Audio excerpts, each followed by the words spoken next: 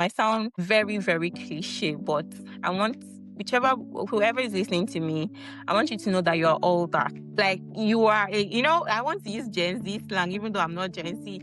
You are a 10 over 10. I'm telling you, Nice. you are all that. We bring so much to the table. We have resilience. We have that inner strength that cannot be compared to any other person. And I feel like we are limitless. If you look, there's so many examples of successful Black women. Look at Oprah Winfrey. Like there are so many. When I watch YouTube videos of millionaires and billionaires that are Black women, I'm so proud. And what's the difference between them? Like I look at them and I look at myself. I'm like, the only difference is the audacity. It is their audacity. So if you have a plan, for me, whether the plan makes sense or whether I know makes sense, so I will pursue it. Let it not make sense, but that I did not try.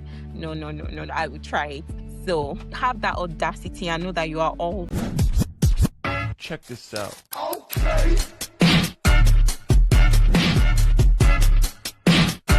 I look good. Okay. On the street and I got my swag on.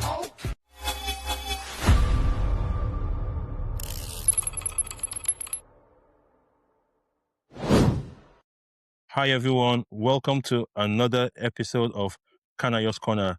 Tonight, I've got my friend and colleague, Omotola, but I'm going to let her introduce herself. I consider her a life coach, but she doesn't think that she's that. But I'm going to let her introduce herself. Omotola, thanks for joining the show tonight. So do Thank you you. want to It's tell us an who you honor. are? Yes, it's an honor to be here, Kanayo. Thank you for inviting me to your show. My name is Omotola Ajayi, although officially, in terms of work, I'm still Ogunjobi, but Ajayi is my marital name. I'm a psychiatrist, a mom, and a personal development enthusiast. So I'm not a life coach yet, but I am a Okay. personal development enthusiast. Don't worry, we can get to know what that is. And I'm just very excited to be here. I'm also the co-founder of Minds and Beyond, which is a mental health organization that focuses on destigmatizing mental health difficulties and also helping people find their best lives, really. That's just a summary of who I am. Fantastic. And obviously, I've known you because we are colleagues at work, or we were colleagues at work at some point. And Mhm. I figured I'll get you on this show to talk about your story, basically. And so around what you just described, I always thought that you were a life coach, but you've just described what you are now. But you want to tell us what exactly that means? Right. So I think a life coach is a big thing, and I think you probably need some certifications and Okay. some things. But I would say that I enjoy personal development because it's something that has transformed my life radically. And what it means is that just living life intentionally, we have different aspects of our lives, like our personal lives, our career, family, we have our relationships with other people. And personal development entails looking at those areas and looking for ways to improve those areas on a day to day basis. So we're not just going to be living life as it comes. We're going to be intentional and say, you know what, in this aspect, this is the outcome that I want. And we intentionally go for it. So you can say I'm all about goals, setting goals, smashing goals.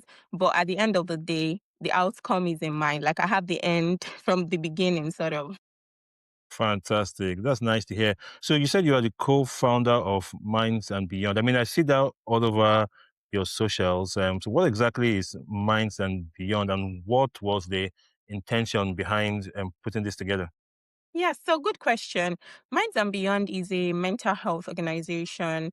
And what we do, so I have a co founder. Obviously, if I'm a co founder, I have a co founder. Yeah. So, what happened is that we trained in psychiatry in Nigeria, but we've moved to the UK to also train in psychiatry. And we found that there is a huge gap in terms of the knowledge base in back home in Nigeria and even generally worldwide, to be fair. So, it seems like we have a lot of non-experts talking about mental health, peddling mental health information all over the internet. And Okay. one day we just sat down and said, you know what, we can make this in a more attractive but informative way, accurate information. So what we do is we hold monthly webinars where we talk about different topics. Like you can imagine, we talked about anxiety, functional depression, emotional intelligence, and we really target young professionals. so that people are aware of what these things are, early signs of mental health issues are, and they know what help to seek for. So that's basically what we do as an organization. I see. So is the problem that you are trying to solve that of misinformation? Because I can imagine that there is a lot of misinformation out there online. Yes, that's one of the problems. But another thing is that there's also a lot of stigma that is still attached to mental health problems. Yeah. So even though we say we are a woke society, there's a lot of information out there. You'll be surprised that people, especially young professionals, could be experiencing mental health difficulties, but they will shrink because they feel like, oh, someone is going to think I'm crazy. Even if it's something that is easy to tackle, maybe burnout or even just being depressed or being anxious. So it's just really about destigmatizing mental health conditions. And we also tend to focus on things that will help people thrive in their day to day. Like we spoke about emotional intelligence at work at one point, and that was one of our most attended webinars because people were like, oh, I've had difficulties with this. How can I navigate this? You know, you have work colleagues, you have so many people that you're interacting with. So yeah, we teach life skills. Yeah. Okay. You just touched on emotional intelligence. Like, what exactly is that? I mean, for those who are watching who don't know what that is, like, what would you say if you have to explain that to a 5-year-old? Like, what would you say? Okay, I have a 5-year-old, so Yeah. hopefully I'll be successful at this. Emotional intelligence simply means being aware of your own self, your own feelings, the feelings of other people, and how everything is interrelated or how everything is connected. So many times you hear people say, oh, I'll just do me. This is how I am, without considering the way other people would react to the way you are or the way you're acting. So it's that ability to be able to conceptualize or to that's a big word, the ability to be able to look at the whole situation and make the right decisions or take the right steps or give the right reactions. True. Yes. Spot on. Spot on. Now, another phrase I always see on your social media is emotional well-being. Now, this is different from emotional intelligence, obviously. But what would you say emotional well-being is?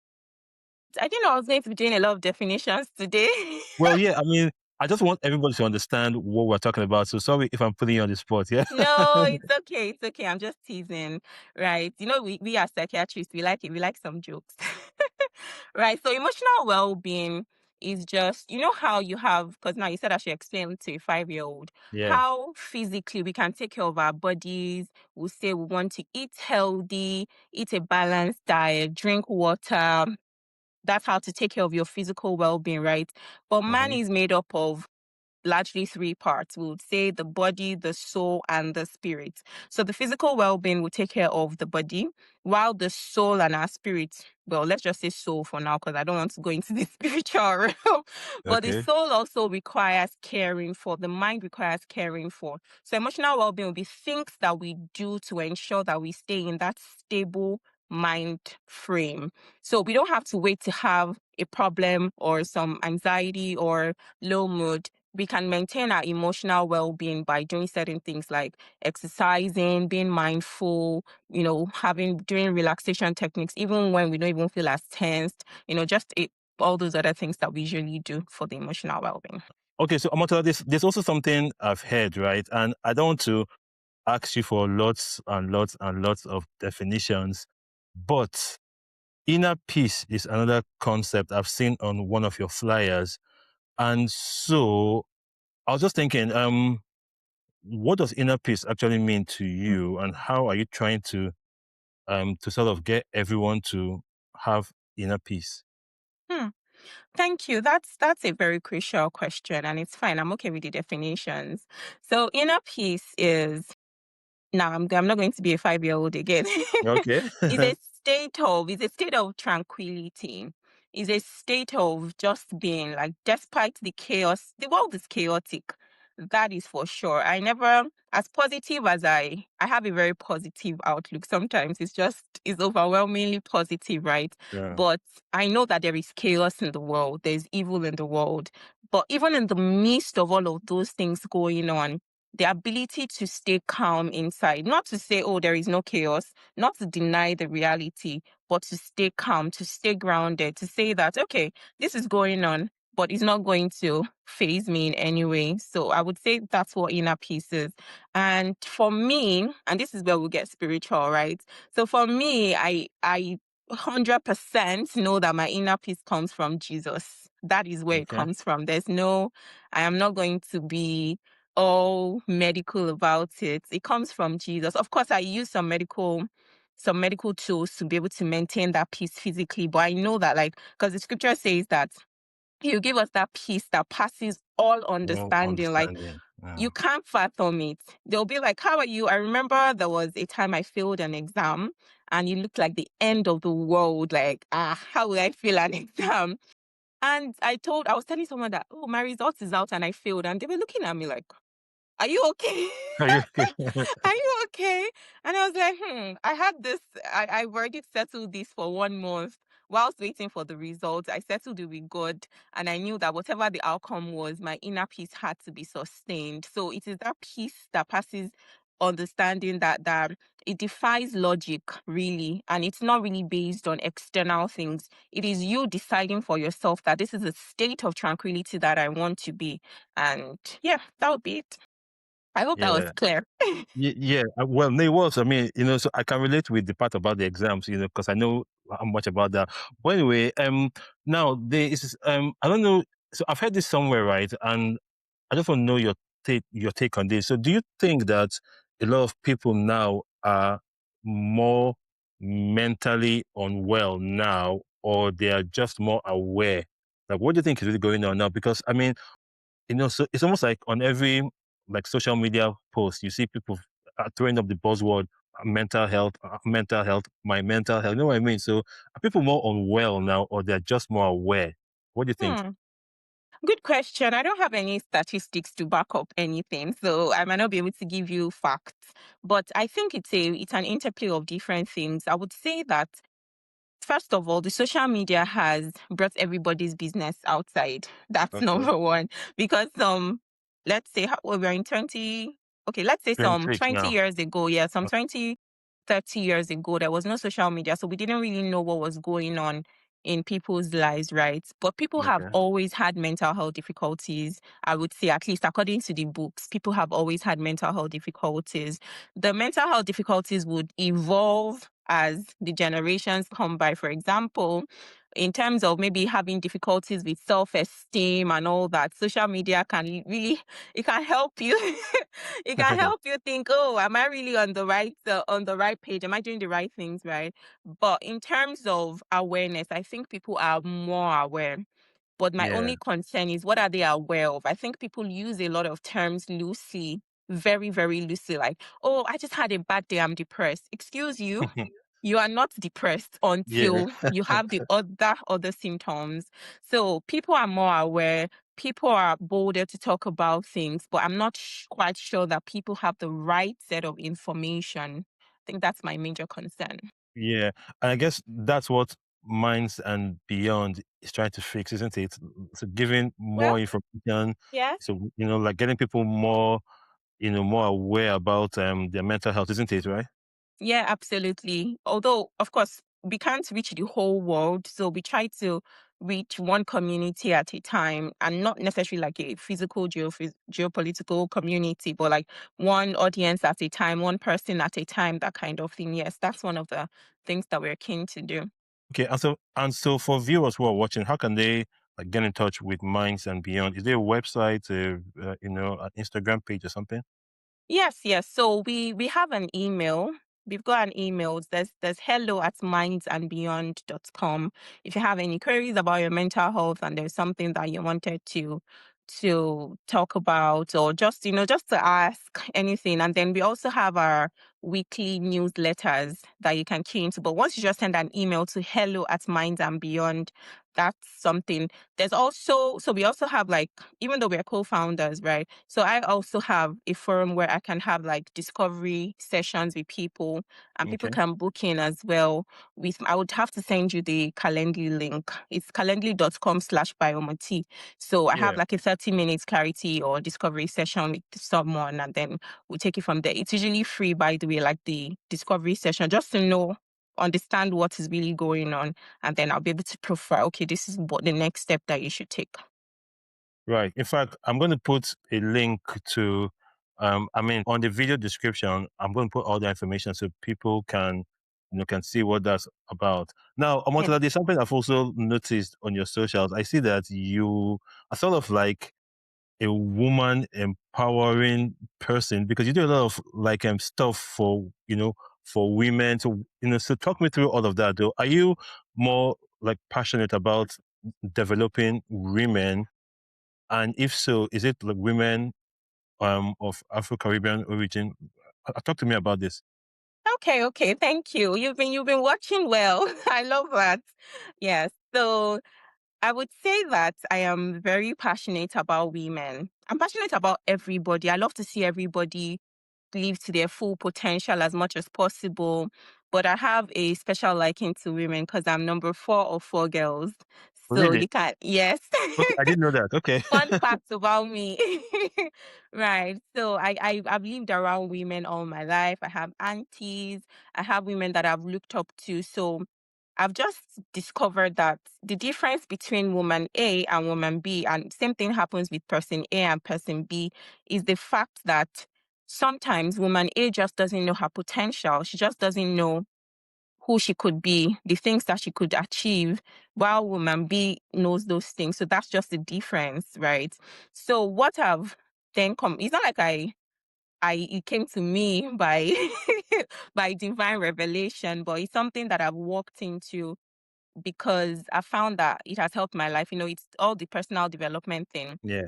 So my sister, my first sister, is also into personal development. She is a life coach, she's a mentor, and she's very passionate about women. So I've keyed into her own ministry. It's like it is a non-governmental organization. It's called Power Woman Experience Foundation. It's based in the US, but it's a global organization. So for now we cover Nigeria, the USA. The USA is like the biggest portion, obviously. The USA, the UK and Canada and other parts of the world, but those are like the major areas that we cover for now. And basically, we just try to grow one woman at a time by investing in her personal development, business, career. It's a lot. Like I could spend the next 1 hour talking about what we do at the Power Woman Experience Foundation, but we have different arms. We do speaking Okay. club, which is one big thing that has helped my speaking. It has really, really helped my speaking. We have weekly meetings. So actually, I don't want to talk too much about this, So I'll tell you this what, right? nitty-gritty. Yeah, maybe we should do it this way, right? For any woman who is watching Omotola speak now and they want to get involved with, with all that you're doing, how can they contact you? So you're going to give me the information and I'm going to put that in the video description, right? But just say it one more time. How can they contact you? Yeah, so you can contact me by booking a discovery call with me. You can use Calendly, calendly.com/by Omoti, by.omoti. Yeah, by Omoti rather. I will give you the link Yeah, so that so it's, yeah, yes, and more yeah, exact. and I'll put that down. Okay, obviously, Motola, you are in the UK, and that's how I've known you or where I met you. So, as a Nigerian woman in diaspora, right?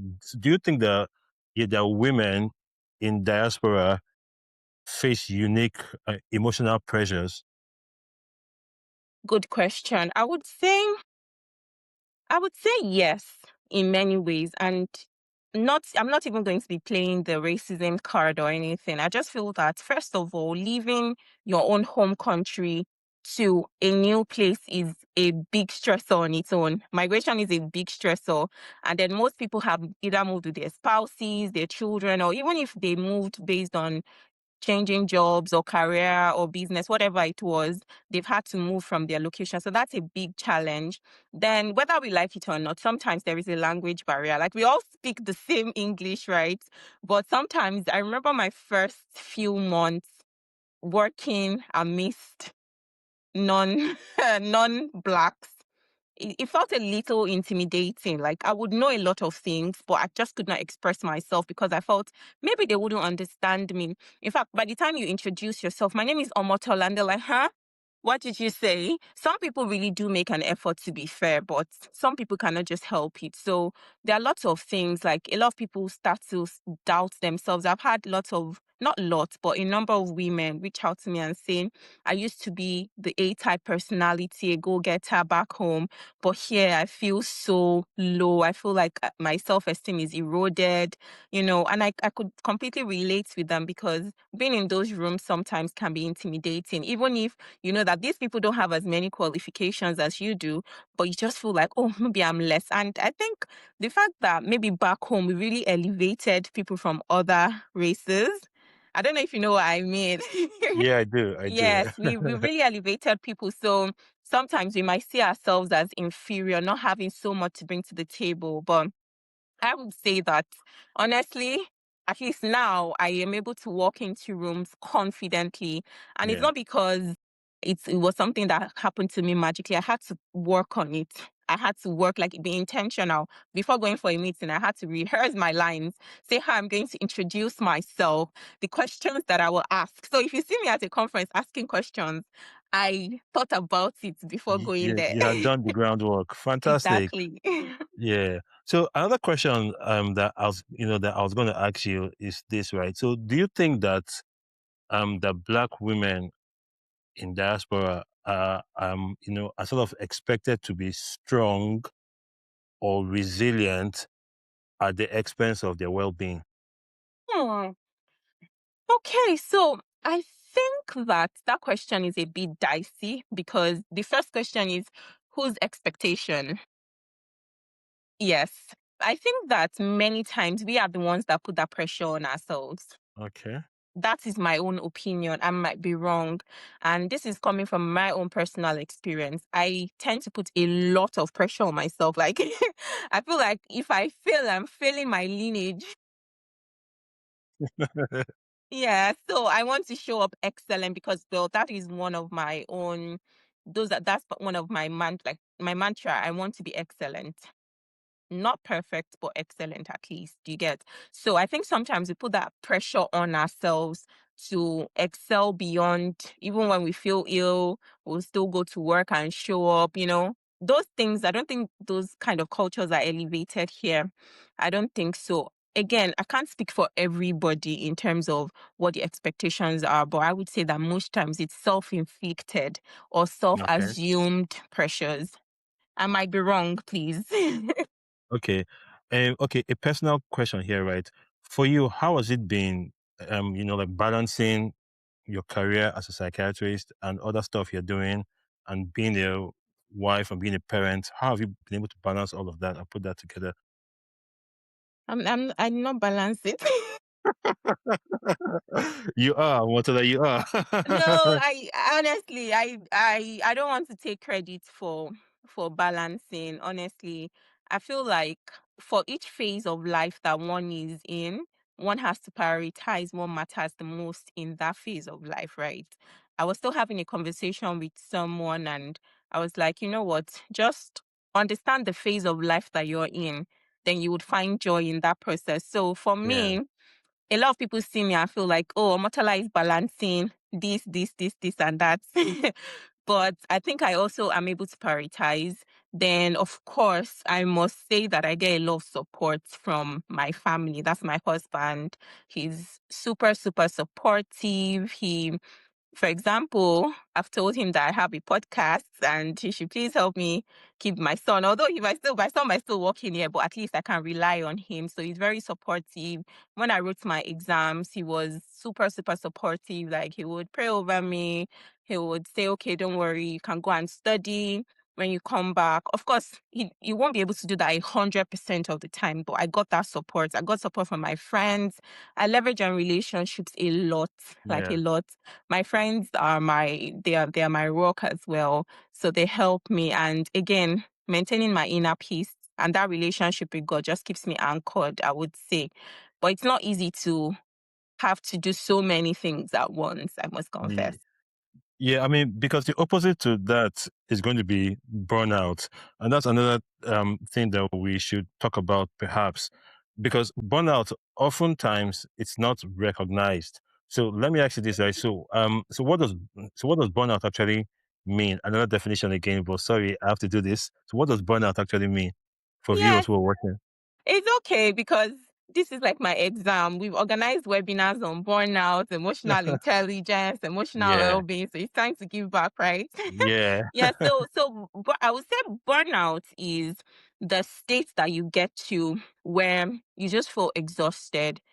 It doesn't matter whether you enjoy what you're doing or not, but you feel emotionally drained, emotionally exhausted. And at that point, you might not be able to give as much as you used to. And it could also lead to things like feeling very tearful, feeling sad, tired, cranky, irritable.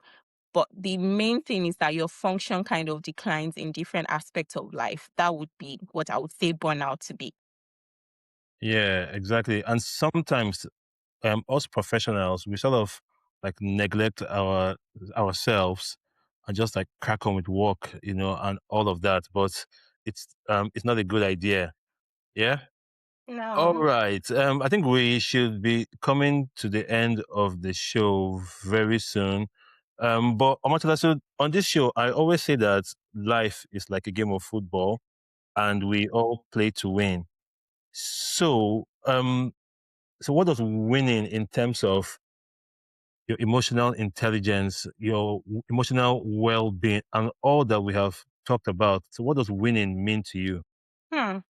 Very good question. I've never really actively considered what winning means to me, but I would say that for me, winning means being content, just content, not complacent. There's a Content.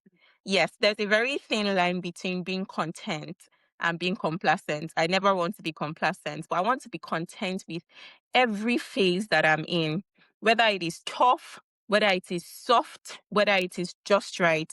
I want to be content. I want to be content with my life. I Yeah. love, honestly, I love myself. Not in a narcissistic way, but sometimes I just look into the mirror. I'm like, what God was working full time when He created me, man. And those are some of the things That's that you good. use to gas yourself up because you can't love other people more than you love yourself. So loving yourself is number one thing. So for me, I want to be content with myself. I want to be content with my family. I want to be content with my career, the phase that I'm in. I'm content, but I'm also looking forward. Like I want to move forward. But in that phase, I'm content, I am happy because there's this illusion that we have that when I achieve XYZ, then Yeah. I will be happy. But guess what? I thought when I obtained my MRC psych, then everything will be fine. But anyway, I don't think I thought so. I think it was MBBS. I thought when I got my MBBS, I will be happy.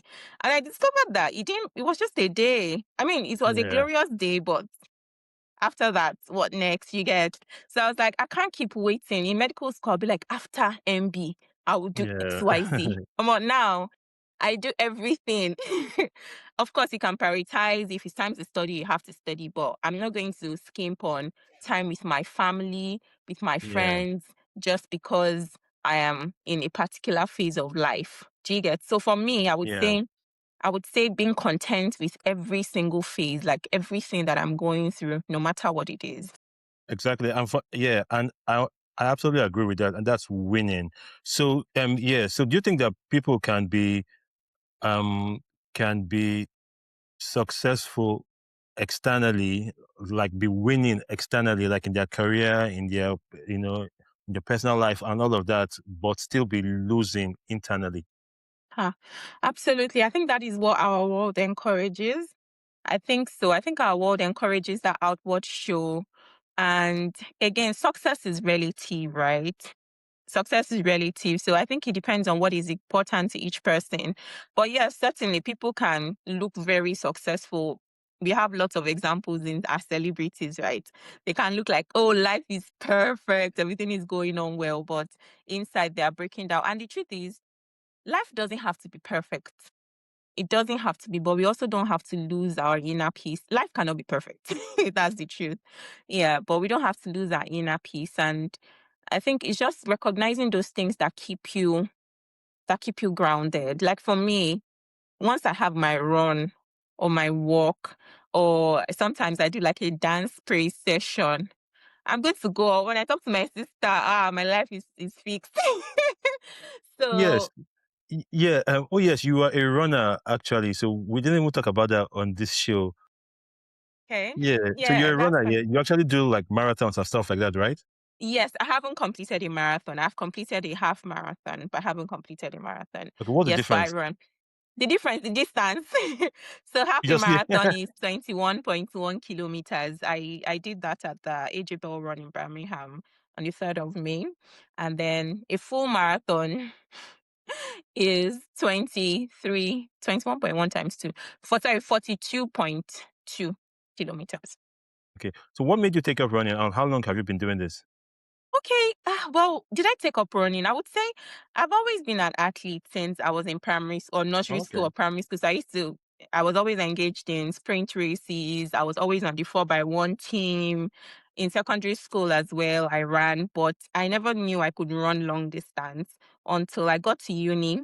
And then in uni, I was representing my college of medicine in Okay. the uni. Yes, say I was like the best athlete, but at least I would compete, get a couple of medals and prizes. Yes. So that kind of thing. Then when I got to the UK, it was very cold. And I just thought, oh, I'm not sure I can run. But I spoke to a couple of people and they're like, let's get the cold behind you and just go. Exactly. So, yeah, so exactly more than 1 year now, I decided to start running consistently and I've not looked back since then. So, through all the seasons, spring, summer, autumn, winter, I've run in crunchy ice. Well done. Yeah, Well but not done, in you. snow because it's slippery. Yeah. So yes, it keeps me very well, like active, Yeah. productive, happy. My dopamine levels can be very high. Absolutely. Absolutely. Yeah. You see, so from all we have talked about, it comes across as though you are winning in all aspects, in your physical health, in your mental health, in your career and everything. So well done, you. Okay. Now, last question before we end this show. All right. What do you think is one truth that that Black women in diaspora need to hear more often? Hmm. Okay. It might sound very cliche. This thing I want to say might sound very, very cliche, but I want whoever is listening to me, I want you to know that you're all that. Like you are I want to use Gen Z slang, even though I'm not Gen Z. You are a 10 over 10. I'm telling you, Nice. you are all that. We bring so much to the table. We have resilience. We have that inner strength that cannot be compared to any other person. And I feel like we are limitless. If you look, there's so many examples of successful Black women. Look at Oprah Winfrey. Like there are so many. When I watch YouTube videos of millionaires and billionaires that are Black women, I'm so proud. And what's the difference between them? Like I look at them and I look at myself. I'm like, the only difference is the audacity. It is their audacity. So if you have a plan, for me, whether the plan makes sense or whether it not make sense, so I will pursue it. Let it not make sense, but that I did not try. No, no, no, no, no, I will try it. So have that audacity and know that you are all that. Like gas yourself up. Look at yourself in the mirror and say you are worth every single thing. Yeah, we have so many strengths. Yeah. Absolutely, absolutely. I know that Black women in diaspora are facing a lot of of challenges, of course, family, work, career, and all of that. But there's something I always say to my footballers and everything. Yes, I say to them, right? Um, I'd rather you achieve A, B, and C despite you going through X, Y, and Z, instead of saying I couldn't achieve A, B, and C because of X, Y, and Z. I don't know if that makes sense. So if you're going through any difficulties or challenges, just keep pushing through and you will get through. Yeah. Omotola, it's been an absolute pleasure having you. I think we need to wrap this up now. Thanks Yeah. for being on this show. And then, yeah, we could always do another show in the future if there's something else to talk about. Okay. Yeah. So, Yeah. any last words? No, Last words? I just want to appreciate you. I respect what you're doing, and I would say keep on with it. You never know whose life you're transforming with these conversations. They are real, they're enjoyable, and you're really good at this, You're really good at it. Thank you. Well, thank you. So, coming from my life coach, thank you. Okay, guys. All There right. you have Thank it. you. Bye bye. Take You've care. had Omotola on the show. Don't forget to like, share, and subscribe. Until the next episode, take care of yourself and each other. Bye.